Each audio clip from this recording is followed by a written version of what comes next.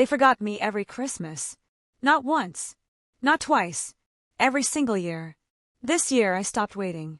I bought a remote house in the mountains. And that's when my family showed up with suitcases, lies, and a secret I was never supposed to find. Before we begin, subscribe to Vengetail Dairy. Like this video if you believe silence can be louder than revenge. Comment boundaries if this story hits close to home. Now let me tell you what really happened. Every year, it happened the same way. December didn't arrive loudly in my life. It slipped in quietly, like it knew it didn't need to announce itself to me. The air grew colder. Store windows filled with lights and red bows. Radio stations switched overnight to the same songs on repeat. And somewhere, without fail, my phone began to glow more often. Not for me. Around me, everyone else seemed to move in sync with the season. Coworkers talked about travel plans in the break room. Neighbors dragged evergreen trees up their apartment stairs. Even strangers felt closer together, bundled up and laughing as they passed each other on icy sidewalks. And then there were the group chats. They always woke up the same way, after months of silence, suddenly alive. Notifications stacked on top of each other. Messages filled with exclamation points, and inside jokes I barely remembered. Photos of decorations, screenshots of flight bookings, debates about who was hosting this year. I would scroll. I would read every message. And somehow, I was never mentioned. No one said my name. No one asked if I was coming. No one wondered aloud where I might fit. It wasn't dramatic. No arguments. No slam doors. No cutting words. Just absence. My name is ELENA Cross.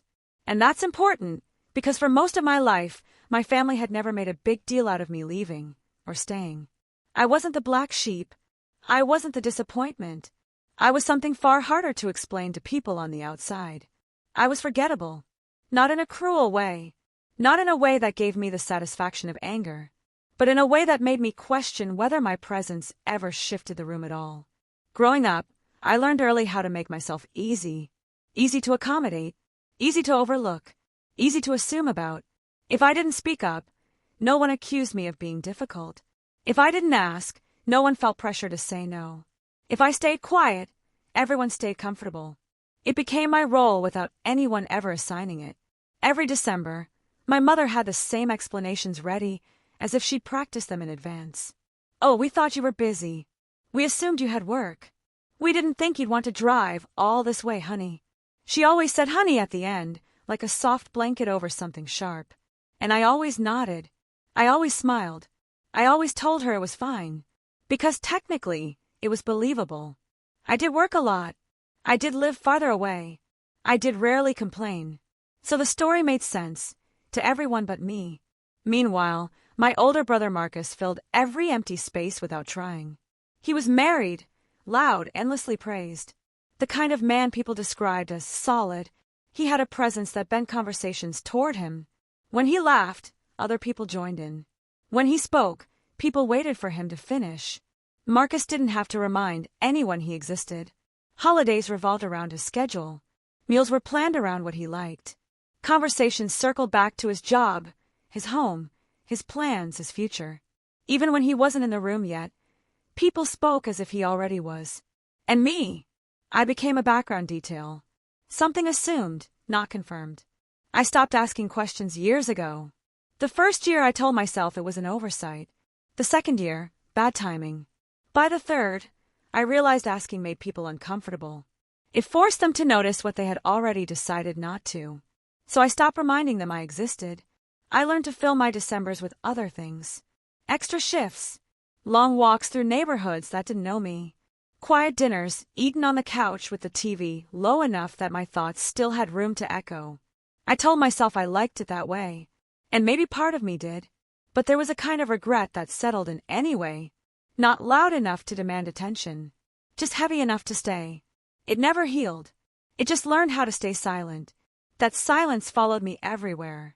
In grocery stores where families argued over pie flavors. In elevators where coworkers asked what I was doing for the holidays, already assuming I had somewhere to be. In the pause that followed when I said, "Oh, nothing special." People didn't pry. They rarely do. And that was the cruelest part. Because nothing felt wrong enough for anyone to notice. This year should have been the same. Another December. Another quiet slide into invisibility. Except something inside me didn't cooperate. It wasn't anger, not at first. It was fatigue. The kind that doesn't announce itself until it's already deep in your bones. I woke up one morning and realized I was tired of being easy to forget. Tired of shrinking myself into a shape that fit other people's convenience. Tired of waiting to be included. I didn't cry. I didn't rage. I just sat there, staring at my phone as the group chat lit up again without me, and felt something finally settle into place. Clarity. And here is the part you need to know now, before anything else unfolds. Before the invitations. Before the messages. Before the sudden attention that would come later. I had already made a decision. A quiet one. A private one. A decision that didn't ask for permission or approval. No one in my family knew. They wouldn't have recognized it as significant even if I told them.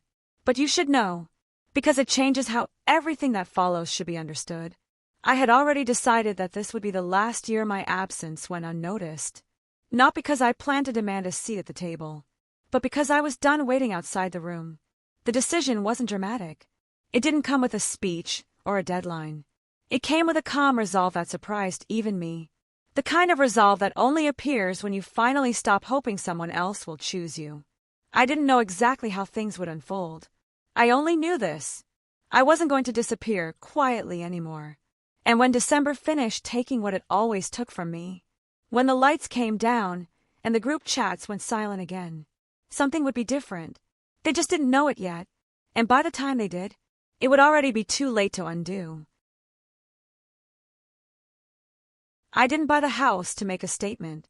That part matters, because if this had been about proving something, I would have told someone. I would have posted a photo. I would have waited for reactions, for validation, for the moment my absence finally registered as presence. But this wasn't that. I bought the house because I was tired of waiting. The road to Redfall Ridge stretched longer than it looked on the map. Cell service faded mile by mile, bars slipping away like something relieved to be left behind. The highway narrowed into a two-lane road, then into something even quieter, flanked by pines that stood tall and unspectacular, like they had nothing to prove either. Snow rested on everything with an even hand. No footprints. No tire tracks that weren't mine. Just white, undisturbed, patient. When I stepped out of the car for the first time, the silence startled me. It wasn't empty silence. It was full. Thick. The kind that presses gently against your ears until you realize how much noise you've been carrying without noticing. I stood there longer than necessary, keys cold in my hand, breathing in air that smelled like sap in winter. Somewhere far off, a bird called out once, then went quiet again. No sirens, no voices, no televisions murmuring through walls. For the first time in years, nothing was asking me to be smaller. The house itself wasn't impressive. 2 stories, with siding darkened by age and weather. A porch that wrapped just enough to feel intentional. Windows that faced the tree lane instead of a street. It looked like the kind of place that had learned how to mind its own business. Inside, it creaked softly, as if acknowledging me without making a fuss. The floors were worn but solid. The walls bare. The room simple. No one else's expectations lived here. I had bought it under a company name, something forgettable, something that blended into paperwork and bank statements without raising curiosity. No celebratory calls. No congratulations. No one to say, "Why didn't you tell us?" That was the point. Unpacking took longer than it should have, because I wasn't in a hurry. Every object I placed felt deliberate. A chair by the window. A lamp in the corner. A mug on the counter that stayed exactly where I left it. It was a strange, unfamiliar pleasure, realizing nothing would be moved unless I moved it. At night, the quiet changed shape. The wind threaded itself through the trees. Snow tapped lightly against the glass. The house settled around me, each sound distinct enough to notice, gentle enough not to demand attention. I slept better than I had in years. Mornings came slowly. Pale light filtered through branches, painting the walls in soft gold. I wrapped my hands around warm coffee and stood barefoot on cold floors, watching steam rise and disappear. This was the private victory. No applause. No witnesses. Just peace. It felt earned. and fragile, because even as I settled into it, part of me braced for interruption.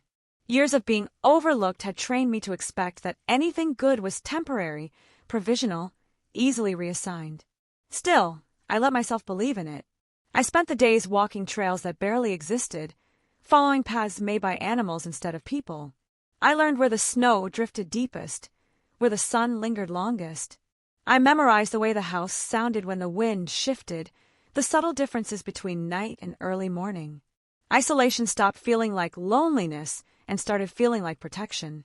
Here, no one assumed my availability. No one filled silence with demands. No one spoke for me. I didn't tell my family. Not because I was hiding, but because it didn't occur to me that I owed them the information. The realization surprised me. I waited for guilt to follow. It didn't. There were moments, though, when the habit of being invisible crept back in.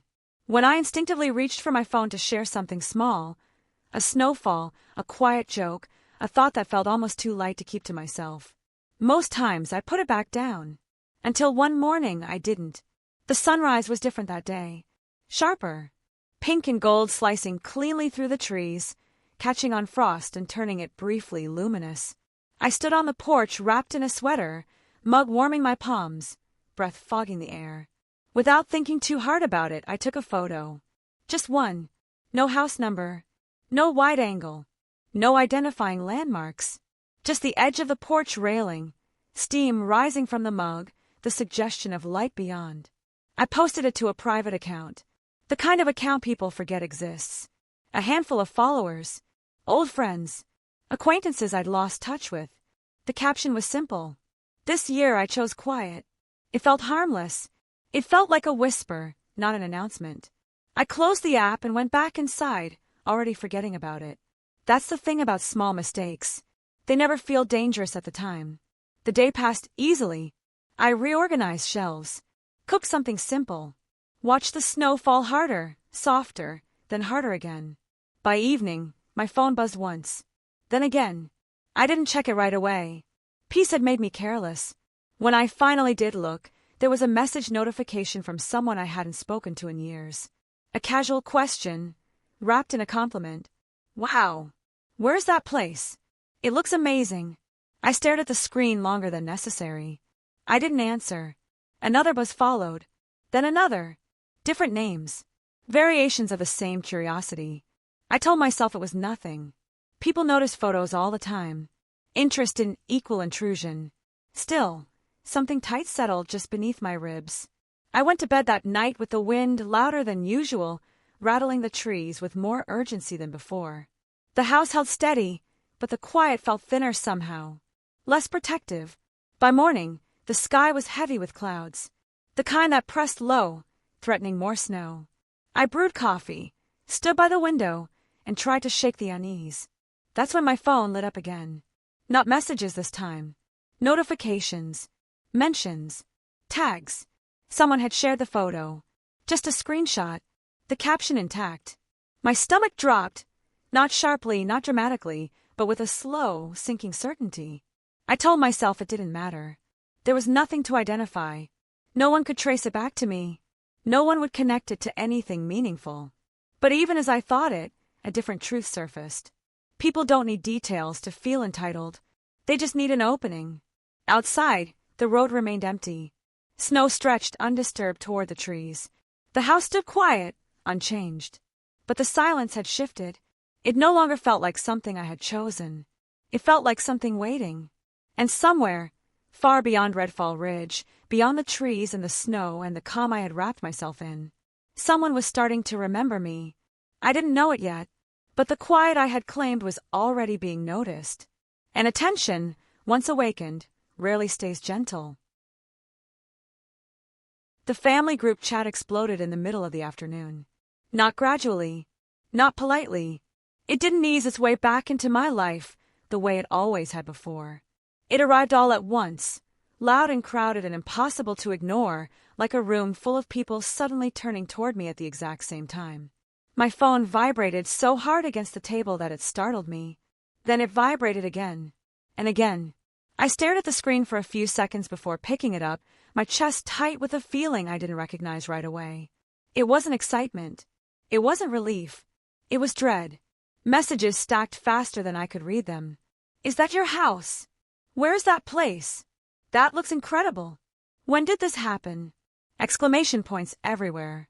Question marks piled on top of each other. Names I hadn't seen light up in months, sometimes years, suddenly eager and attentive. I scrolled slowly, my thumb dragging down the screen as if speed might make this real too quickly. No one apologized for forgetting me. No one said they were surprised I hadn't mentioned it. They skipped straight to fascination. The tone was cheerful, curious, almost proud in a strange, borrowed way, like my accomplishment reflected well on them simply by association.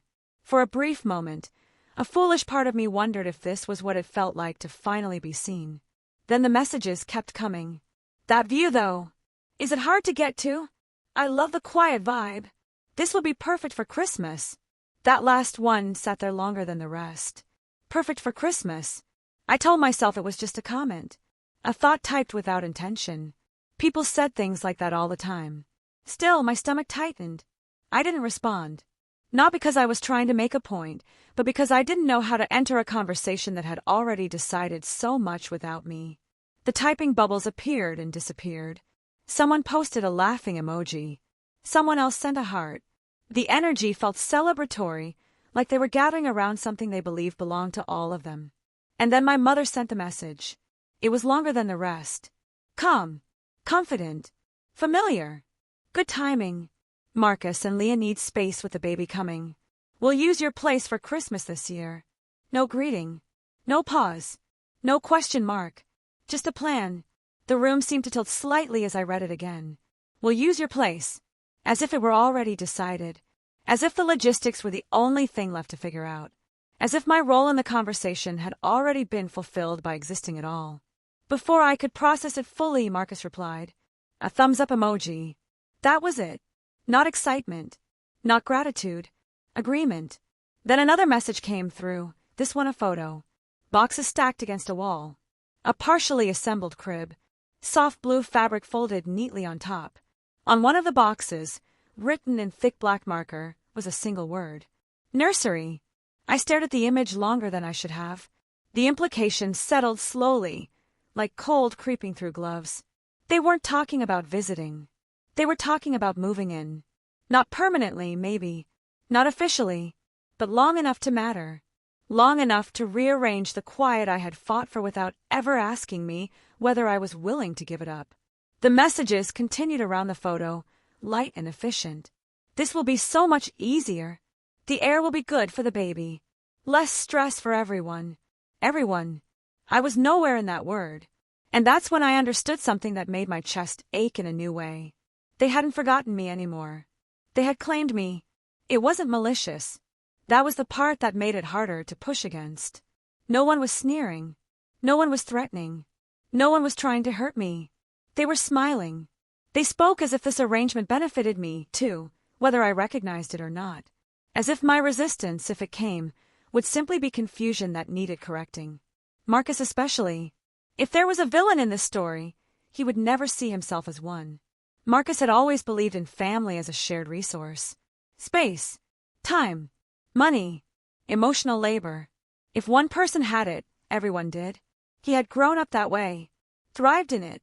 The house had always expanded to fit him, his needs, his noise. He had never had to ask whether there was room. So when he saw my house, he didn't see my solitude. He saw availability. And in his mind, taking what was available wasn't selfish. It was practical. That's what made him dangerous. Not cruelty, but certainty. The kind that didn't check itself. The chat shifted tone slightly, as if everyone sensed there might be hesitation and decided to smooth it over before it could form. You'll love having us there. It'll be nice to finally all be together. You won't be alone for the holidays. There it was. The justification. As if solitude were a flaw they were correcting.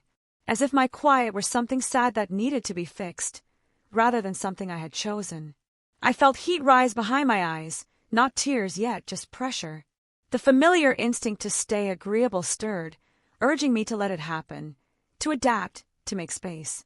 After all, hadn't I always done that? But something resisted this time. Not loudly. Not dramatically. Just enough. I typed a message. Deleted it.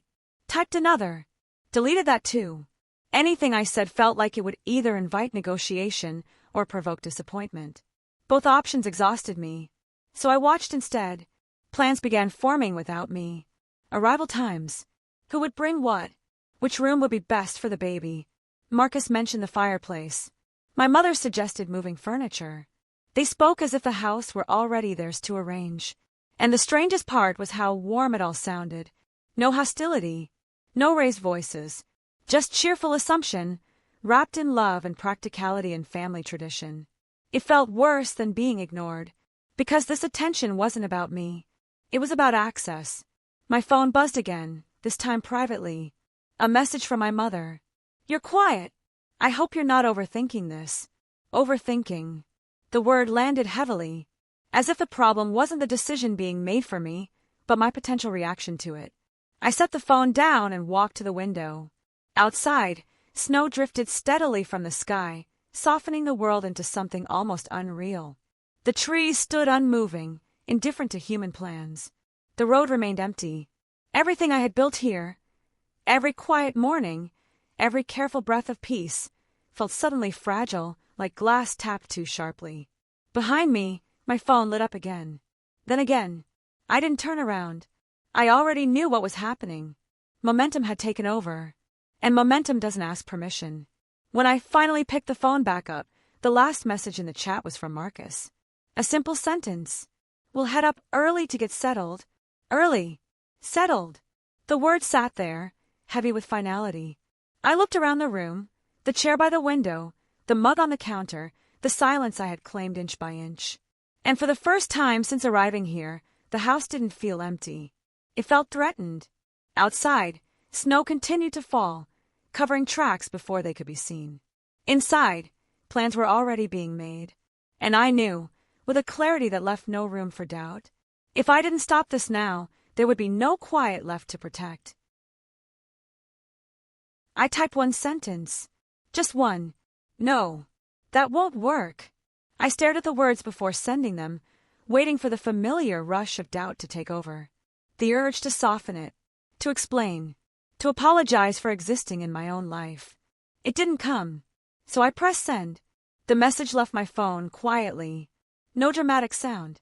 No warning. Just gone. For a few seconds, nothing happened. The silence felt brittle, like glass stretched thin. Then my phone rang. Not a group call. Not a flurry of messages. A single incoming call. Sharp and immediate, as if my refusal had tripped an alarm. It was my father. I let it ring twice before answering, not because I was trying to be brave, but because I needed those 2 breaths to remind myself that I was allowed to say no.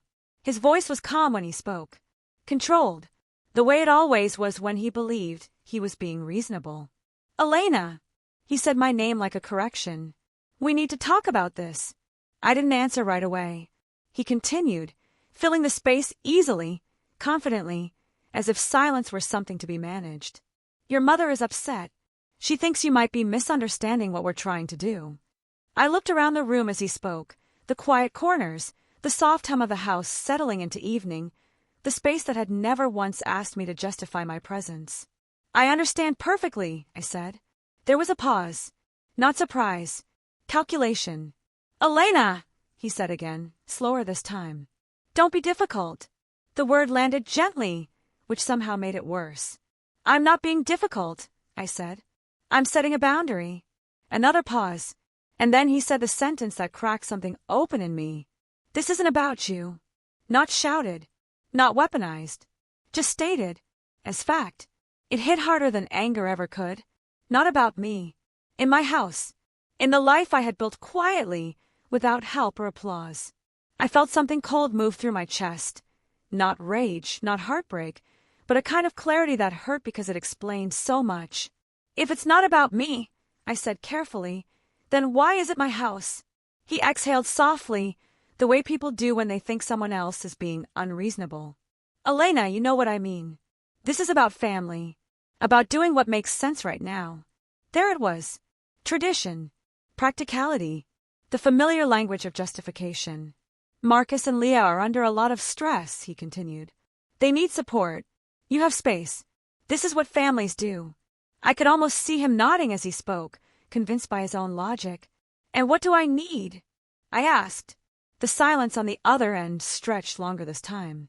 We're not saying you don't matter, he replied. But you don't have the same responsibilities right now. Responsibilities. As if peace were a luxury. As if solitude were indulgence. As if my life counted less because it wasn't loud. I felt the weight of years pressing down on me. The times I'd made myself flexible, agreeable, easy. The times I told myself it was fine because it was simpler than asking to be considered. Giving in would be easier now, too. I knew that. If I said yes, the tension would dissolve instantly. The disappointment would evaporate. I would be praised for being understanding, for being generous, for not causing problems. I would return to my role. But something inside me refused to move. I'm not saying this to hurt anyone, I said. But the answer is still no. His voice hardened, not angry, but disappointed in a way that felt heavier. I thought you'd be more mature about this, he said. There it was. The quiet accusation. We ended the call not with resolution, but with exhaustion. He told me we'd talk later, as if time itself would correct me. When the line went dead, the house felt larger. The silence heavier. My phone buzzed again within minutes. This time, it was my aunt. She didn't waste time. She was crying when I answered. Real tears. Shaky breaths. The sound of someone already halfway convinced they were the victim. I don't understand why you're doing this, she said. Your mother is beside herself. I closed my eyes. You're breaking the family, she continued, her voice cracking around the words. Over a house. Over a house. As if that were all it was. As if the years of being overlooked, assumed, quietly erased could be reduced to square footage. I'm not breaking anything, I said, though my voice felt thin even to me. I'm just not giving them my home. But it's Christmas, she said, like a plea and an accusation all at once. Do you know how this looks? How it looks, not how it feels. I listened as she spoke, about tradition, about sacrifice, about how much Marcus and Leah needed support, about how everyone was shocked by my sudden change. Sudden, as if I hadn't been disappearing slowly for years. The guilt pressed in from all sides. It came wrapped in concern, in tears, in words like family and love and responsibility. It felt almost reasonable to surrender to it. For a moment, I almost did. I imagined texting the group chat, backtracking, saying I'd overreacted, watching the relief flood in, feeling useful again. Revenge doesn't feel clean at first. It feels lonely. It feels like standing in the dark while everyone else stays warm together. After the call ended, I sat on the edge of the couch and stared at the floor, my hands shaking slightly. The house creaked softly around me, unaware of the battle being fought inside its walls. I wondered if peace was supposed to feel this hard to defend. I wondered if I was selfish. I wondered if I was about to lose the only people who had ever claimed me, even imperfectly. The thought made my chest ache. Outside, the wind picked up, rattling the branches against the windows with quiet insistence. Night had settled fully now, heavy and blue-black, the kind that made the world feel smaller. I stood and wrapped a blanket around my shoulders, more for grounding than warmth. That's when I heard it. A knock. Not loud. Not urgent. 3 gentle taps against the door. I froze. No one was supposed to be here. The road was still empty. The nearest neighbor lived far enough away that visits weren't casual. My phone hadn't buzzed with a warning or a question. The knock came again, steady, patient. Someone unexpected was standing on my porch, and whatever waited on the other side of that door was about to change everything. It was Mrs. Halloway standing on my porch. She looked smaller than I expected, bundled in a thick coat that had seen many winters, gray hair tucked neatly under a knitted hat. Her posture was straight, her eyes sharp and observant in a way that suggested she missed very little, even now. In her hands, she held a small tin. Not wrapped, not decorated, just metal, worn smooth around the edges, the kind of thing that had been opened and closed 1,000 times without ceremony. I saw your lights, she said, holding it out toward me. Her voice was steady, unassuming. Thought you shouldn't be alone your first winter. That was it. No follow-up, no curiosity, No questions waiting to be answered. I took the tin automatically, my fingers brushing against its cool surface, and felt something unexpected tighten behind my ribs. "Thank you," I said, though the words felt insufficient. She smiled, not brightly, not warmly in the way people often do when they want something in return, but briefly, as if acknowledging a simple truth. "They're just shortbread," she added. "Nothing fancy." I opened the door wider, unsure of the rules in moments like this. She stepped inside without hesitation, stamping snow from her boots carefully, respectfully, like someone who understood the importance of not disturbing a space that wasn't theirs. The house felt different with her in it. Not fuller, not louder, just steadier.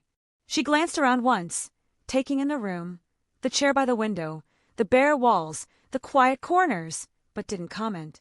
Didn't ask how long I'd been here, or whether anyone else was coming, or why the house felt so intentionally empty. She didn't assume loneliness needed fixing. We sat at the small table near the window. I poured tea. She placed the tin between us and opened it, the lid making a soft metallic sound that felt almost ceremonial in the silence. The shortbread smelled like butter and warmth. "I moved here after my husband passed," she said casually, as if mentioning the weather. "Didn't know a soul. People think that must be frightening." She shrugged lightly. I found it was mostly quiet. I nodded, understanding more than I could explain. She didn't ask about my family.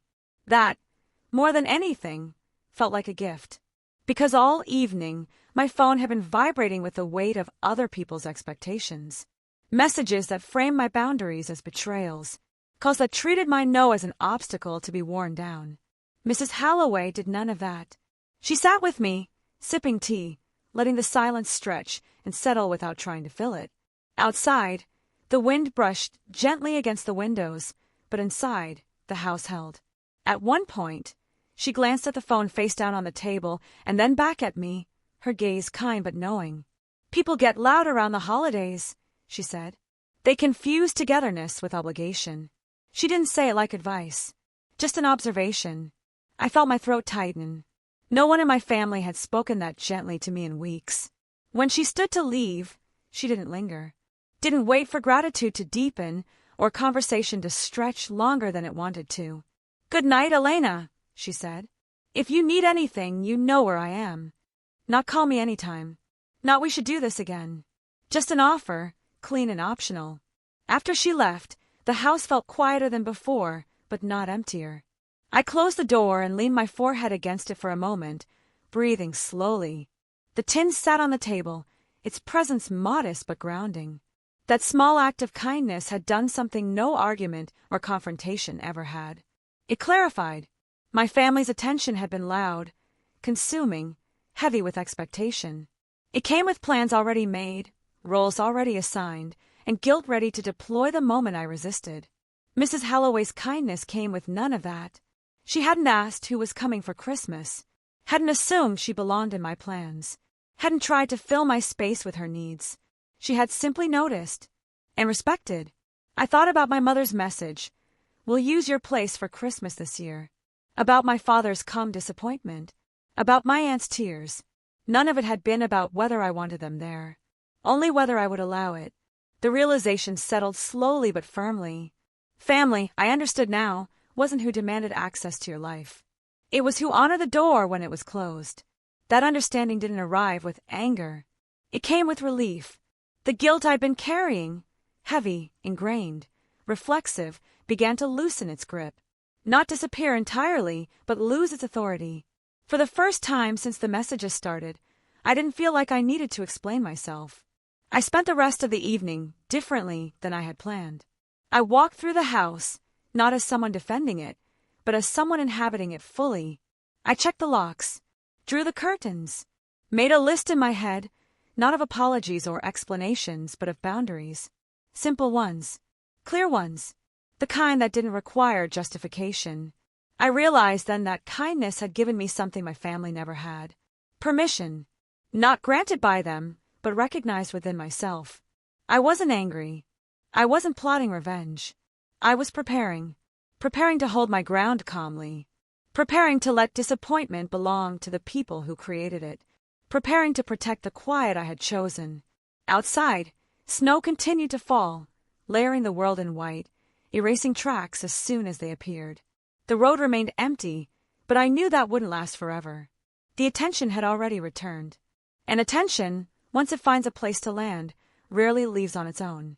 I washed the teacups, dried the tin carefully, and placed it on the counter where I could see it. A small reminder that respect didn't have to be loud to be powerful. As I turned off the lights and headed upstairs, my phone buzzed again. I didn't check it. I already knew what it would be. Questions, assumptions, pressure disguised as concern. For the first time, I didn't feel the urge to respond. I wasn't backing down. Not tomorrow. Not for Christmas. Not ever again. And whatever came next, whatever noise followed, it would meet a silence that no longer belonged to them. They came anyway. 3 days before Christmas. The snow had fallen overnight, thick and steady, erasing tire tracks and footprints alike, leaving the world blank and still. I had woken to the kind of quiet that made the morning feel sacred, like the house itself was holding its breath. And then, almost imperceptibly at first, the silence broke. A rumble in the distance. Gravel crunching under tires. The sort of sound that prickles nerves before the eyes even see the source. I went to the window, expecting perhaps a neighbor, perhaps nothing at all. Instead, I saw the SUV. Large, black, purposeful. It creaked as it settled into the snowy driveway, exhaust steam curling into the morning air. I knew exactly who was inside before I even opened the door. Marcus, Leah, my parents, and a man I didn't recognize. A locksmith, I realized slowly as my stomach sank and my hands went cold. They stood on my porch like they had always owned it. The snow crunching beneath their boots sounded casual, even domestic, as if they were simply arriving for tea rather than crossing a boundary I had clearly drawn.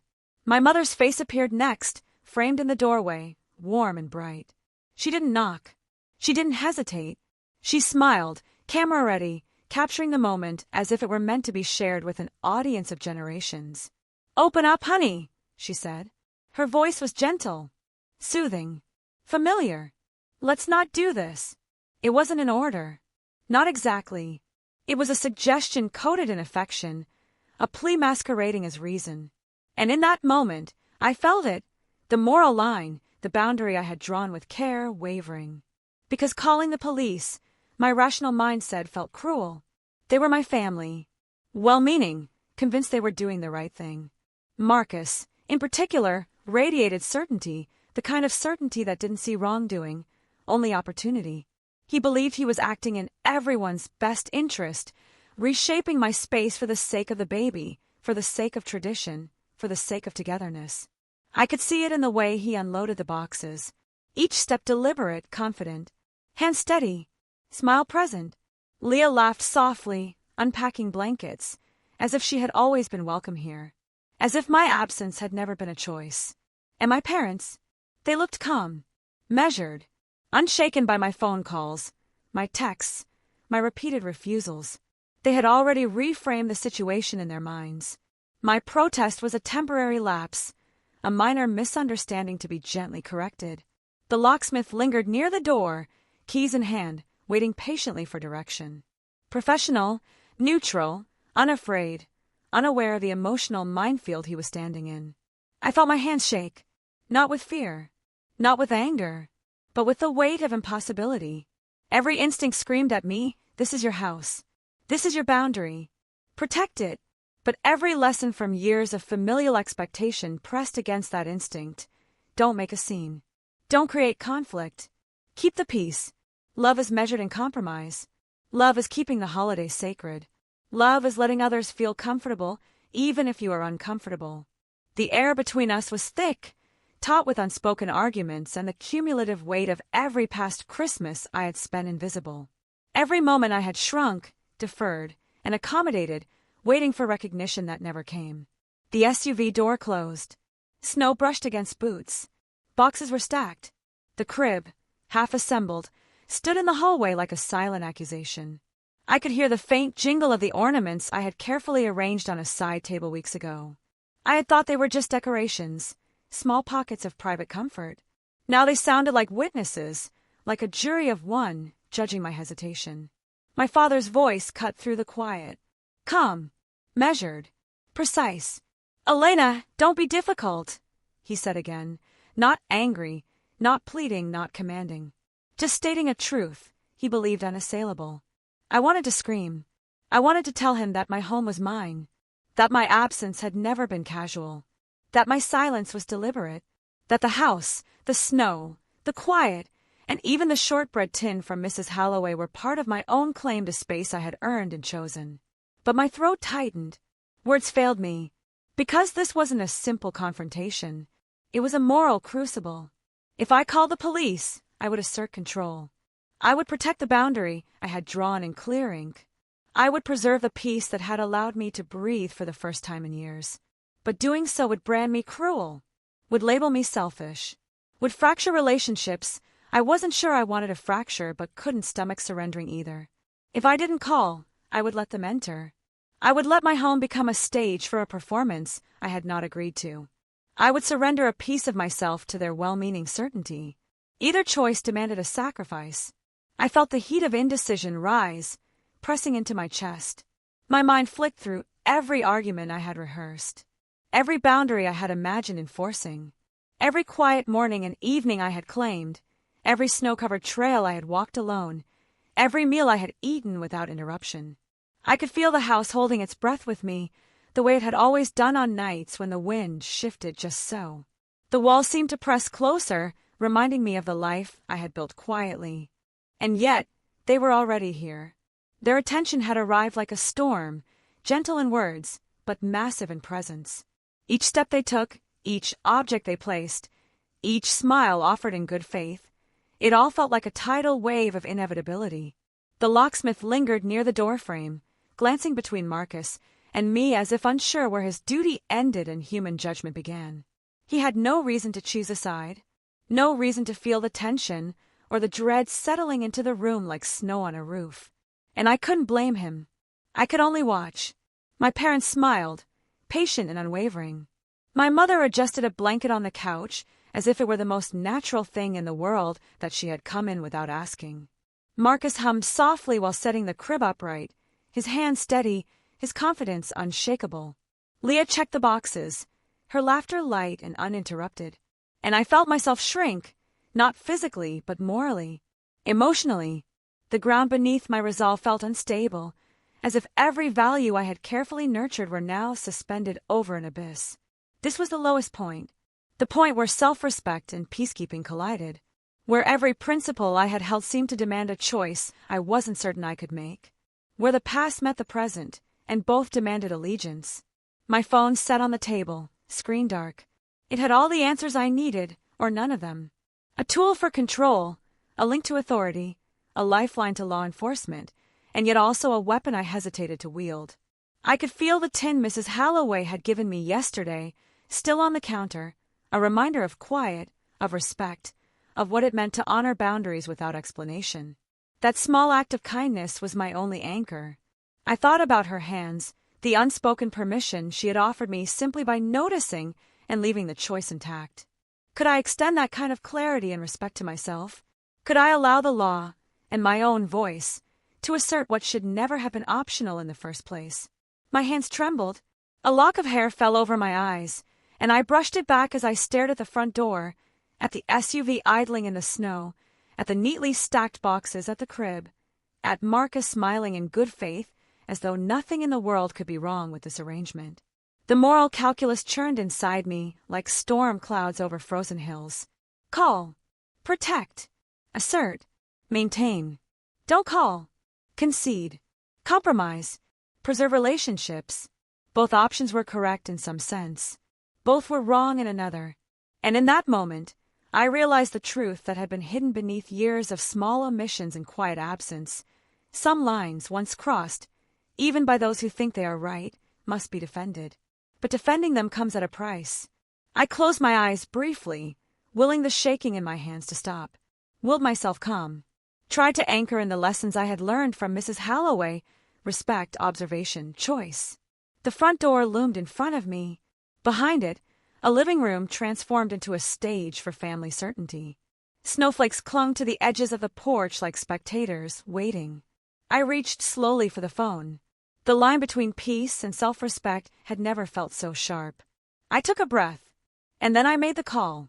But even as the words left my lips, even as I confirmed what needed to be confirmed, I felt a quiet, undeniable shift in the room, a movement in the air that said everything had changed. And in that instant, I knew beyond any doubt that the story was no longer mine alone. Everything that followed would hinge on this choice, and there was no turning back. The sheriff arrived just as the late afternoon sun began to dip behind the ridge, casting long shadows across the snow-covered driveway.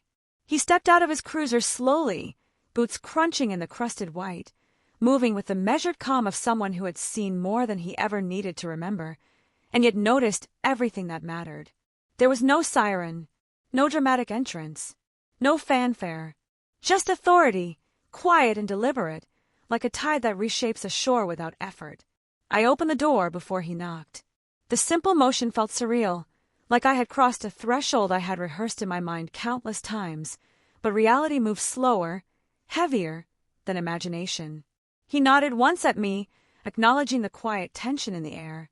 His eyes briefly scanned the porch, the SUV idling behind my visitors, the neatly stacked boxes, the crib poised as if waiting for approval. Without speaking, he reached for the paperwork I had placed on the small table by the door. The company documents, the no trespass notice, the legal boundaries I had drawn weeks ago when I first imagined this confrontation. I watched as he read each line, his face calm, professional, unreadable. The weight in the room was unbearable, a pressure that made my chest ache and my hands tremble slightly. Every instinct told me to shrink back, to apologize, to let things resolve themselves in favor of tradition, family, and comfort. But the officer didn't rush. He didn't shift his gaze to me as if asking permission. He simply moved with certainty, with the authority of someone whose job wasn't about emotion, persuasion, or argument, it was about procedure. That clarity was almost painful to witness. My father was the first to notice the shift. He had stood by the door for most of the morning, calm in his certainty, convinced he could quietly persuade, guide, or maneuver me back into compliance. He was a man who believed that love could excuse overreach, that family entitlement was a form of righteousness. But the sheriff didn't argue, didn't debate, didn't hesitate. He read, he nodded, he confirmed, and in the silence that followed, my father's face changed. Not dramatically, not in anger, not in fear, but in realization. The subtle slackening of a man who suddenly understood that certainty, his kind of certainty, was no longer enough to control reality. Marcus followed. He had been smiling moments before, confident that his actions were reasonable, necessary, even thoughtful. His hands had been steady while assembling the crib, while unpacking boxes, while assuming ownership of the quiet I had claimed. Now, there was a flicker of unease, a microsecond of recognition that he hadn't considered before. That control only works on people who allow it. I saw it in the tightening around his eyes, the brief hesitation in his smile, the faint crease in his brow. The locksmith, who had been hovering near the door like a professional observer unsure of allegiance, gathered his tools with efficiency and left immediately. No words, no lingering, no complicity, just procedure respected. The sheriff turned to the group, his expression still calm, almost unremarkable, but his presence alone carried weight. "You were told not to come," he said. The words were simple, unequivocal, complete. There was no yelling, no admonishment, no personal judgment. Just fact. Silence followed. It wasn't the kind of silence that begged for response or reconciliation. It was heavy, self-contained, the pause that comes when someone finally comprehends that the rules they assumed were optional are absolute. They didn't yell. They didn't cry. They didn't argue or plead. They just realized. I felt my own chest ease slightly, not from triumph, but from a subtle, profound shift, a recognition that boundaries are not broken by words, but by absence of enforcement. That authority, when exercised calmly, doesn't need to raise a voice to be understood. The sheriff completed his inspection, nodded once, and left with the efficiency of someone who had done what needed to be done and had no interest in lingering in someone else's domestic tension.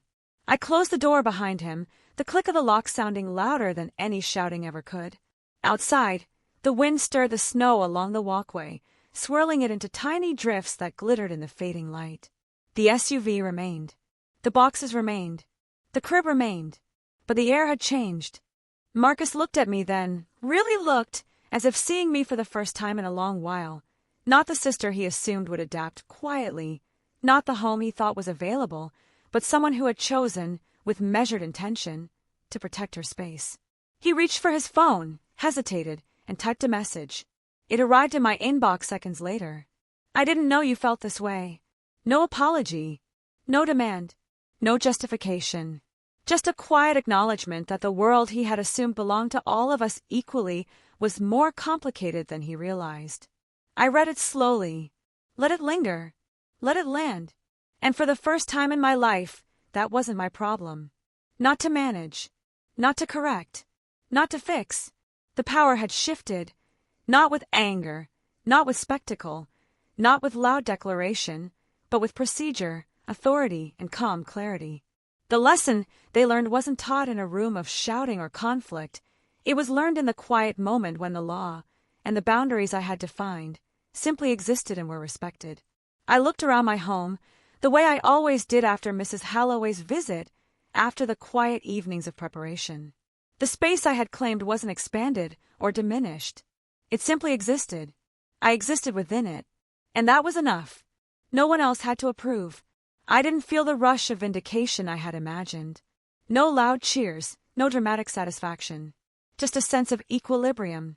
The kind that comes from finally honoring one's own choices instead of bending to the expectations of others. Even the family members outside understood it now, not fully, perhaps, but enough. Enough to pause.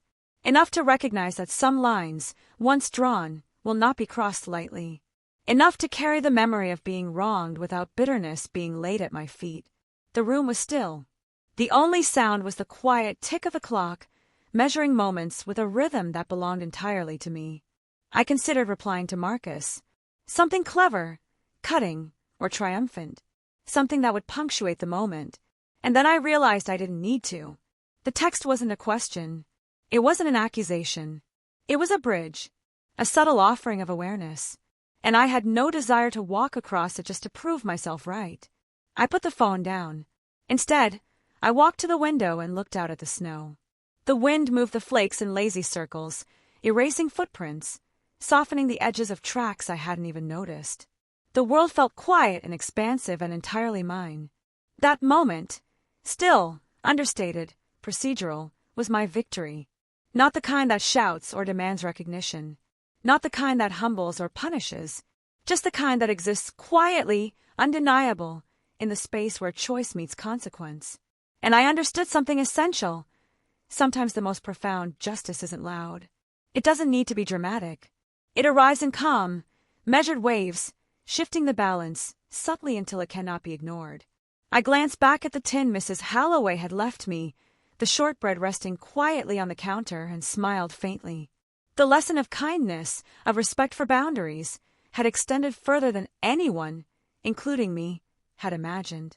I could allow the text from Marcus to exist without needing to answer. I could allow his realization to take shape in his own time. I could allow the calm authority of the law, paired with my own quiet resolve, to speak louder than any words I could muster. And as night settled fully over the ridge, blanketing the house in a serene darkness, I felt a quiet, steady strength that I had never felt before. I had defended what was mine, not with cruelty, not with spectacle, not with shouts or tears, but with clarity, procedure, and quiet authority. Growth without guilt, strength without vengeance. And for the first time, I understood that sometimes the most powerful victories are the ones that leave room for everyone to reflect without ever needing to demand it. I poured myself a cup of tea and sat by the window, the snowflakes catching the light of the lamp, reflecting in the stillness. The phone sat beside me, silent, the tin beside it, and I knew this was only the beginning. Not of revenge, not of conflict, not of drama, but of choice. And sometimes choice is the quietest and most absolute form of power. Christmas morning arrived with a quiet that felt deliberate, almost sacred, as if the world itself had paused to honor a space long overlooked. Snow fell steadily, a thick and gentle layer, muffling sounds, softening edges, turning the trees into solemn sentinels and the road into a silver ribbon that stretched away from the city. I stood at the window with a mug of steaming coffee in my hands, the heat seeping into my fingers, and watched the flakes drift lazily downward. Each one seemed to settle exactly where it belonged, just as I had finally found the place I belonged, not in the chaos of expectation, not in the noise of others' certainty, but in the quiet I had chosen for myself. The fire burned low in the hearth, casting long, flickering shadows across the walls I had finally filled on my own terms. It wasn't extravagant. It wasn't staged. There were no gifts stacked high, no holiday tunes competing with my thoughts, no plates lined with food I hadn't prepared. Just warmth, just light, just the assurance that this space, these hours, belonged to me and me alone if I wanted them to. I heard movement outside and glanced toward the porch. There she was, Mrs. Halloway, my neighbor and the quiet architect of a lesson I would carry long after this day. She waved, bundled in her coat, scarf knotted loosely around her neck, her presence calm and unassuming. I stepped outside briefly, letting the cold nip at my cheeks, and waved back. "Coffee?" I asked, the words simple, almost ceremonial in their ordinariness. She smiled, nodded, and accepted, not as a favor, not as a gesture of pity, but as one friend accepting another, equal in presence and in choice. We settled inside, the kettle boiling and the aroma of fresh coffee filling the kitchen. She poured carefully, leaving a little room in the cups, as if to remind me that life, like the mug, was meant to be savored, not rushed. We spoke in fragments at first, small stories about the snowfall, about the quiet streets, about the simplicity of traditions that needed no approval or audience. And slowly our conversation deepened. She told me about winters she had spent alone after her husband passed, the times she had feared silence and had discovered instead that it could teach you about yourself. The way it could sharpen the edges of loneliness into clarity, carving out space to grow, to decide, to simply be. I listened, and in listening, I recognized my own journey reflected back at me. I spoke then, tentatively at first, of my family's sudden attention, of the messages, the assumptions, the uninvited presence of others in my home. I spoke of the dread, the moral weight, the loneliness that had seeped into years of holidays unnoticed. She didn't interrupt. She didn't judge. She nodded, and her eyes, so steady, so unflinching, gave me permission to see myself without apology. "People who respect your door," she said finally, her voice soft but deliberate, "deserve a seat at your table." The words landed with more force than anything my family had ever said to me. Not because they were loud or confrontational, but because they were absolute in their clarity. Respect had a value I hadn't truly understood until this moment. It was quiet, firm, uncompromising, but it did not demand spectacle. I carried those words with me as we sipped our coffee, the steam rising between us like a curtain that separated the world from this small sanctuary of understanding. Later, as she left, I followed her to the porch. She gave me a small, knowing smile and waved one last time before disappearing down the snowy path toward her own home. I watched her go, feeling a warmth that was not just from the fire or the coffee, but from the understanding that kindness, when genuine, never asks for attention or repayment. It simply exists. Back inside, I returned to my living room, looking around at the quiet space I had claimed. It was more than a room. It was a testament to choices I had made, to boundaries I had enforced, to the courage it had taken to insist that my absence did not mean consent, that my voice, though quiet, deserved acknowledgement. The regret that had lingered, the kind that had sat silently beside me through years of overlooked holidays, was finally gone. Not vanished entirely. It had left its mark after all, but it had lost its power. It could no longer hurt, could no longer dictate my worth, could no longer define how I allowed others to move through my life. I realized then that this victory was not about taking anything from my family. It wasn't about proving them wrong, shaming them, or asserting dominance. It was about keeping what had always been mine, my peace, my choice, my silence. I walked to the window again, tracing the patterns of falling snow with my eyes, and felt an unfamiliar calm spread through me. It wasn't relief of triumph. It was something steadier, clarity, autonomy, the kind of understanding that doesn't need applause or recognition to exist. My phone buzzed softly on the counter. I glanced at it. A message from Marcus. "I didn't know you felt this way." I smiled faintly. Not with victory, not with bitterness, not with the need to reply. Just with recognition. Acknowledgement, finally, that some lessons are learned quietly. That understanding doesn't always arrive in time to prevent mistakes, but it always carries value when it does. I put the phone down. The text didn't require a response. It didn't demand closure. It simply existed, like all the quiet truths I had accumulated over this holiday season. The snow continued to fall outside, soft and unrelenting. Inside, the fire burned, a steady, comforting rhythm. I poured another cup of coffee, sat back in the chair nearest the window, and let the warmth spread through me. This Christmas, I had everything I wanted. Silence. Choice. Peace. I wasn't seeking validation. I wasn't waiting for recognition. I wasn't trying to prove anything to anyone. I was enough on my own. And I knew, finally, that some victories are not measured by what you take, but by what you keep. The camera of the YouTube story doesn't need to show confrontation, argument, or triumph in loud declarations. Sometimes the most powerful lessons, and the most resonant tales, are those where the protagonist simply chooses herself. I thought back to Mrs. Halloway's act of quiet kindness. The tin, the shortbread, the respect. The lesson embedded in her simple gesture had echoed throughout the weeks, growing into a foundation for my decisions, my boundaries, my understanding of what true power and respect look like. I understood now that revenge, if it must exist, need not be loud or dramatic. The most potent form of self-preservation is often subtle, asserting boundaries, protecting peace, and walking away with calm authority rather than shouts. I took a final sip of my coffee, watching the snowflakes drift past the window, reflecting in the lamplight. The world was still. The house was mine, and the regret that had lingered for so long, decades of being overlooked, ignored, or assumed, had finally stopped hurting. The journey had not been easy. It had not been glamorous. There were moments of fear, doubt, and moral ambiguity where I questioned whether asserting myself was cruel or justified. But here, in the stillness of my living room, I realized something fundamental. Self-respect is not revenge. It is preservation. It is peace. It is the quiet insistence that your existence and your choices matter, even when others fail to recognize it.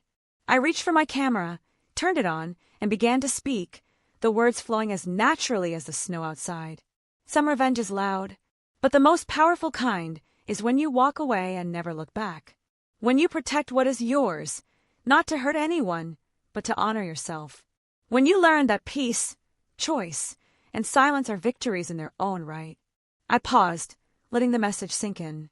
For everyone watching, remember this: boundaries are not failures, and saying no is not cruelty. Protect yourself. Choose your peace. And if someone respects that, they deserve a seat at your table. I smiled gently, the warmth of the fire reflecting in my eyes.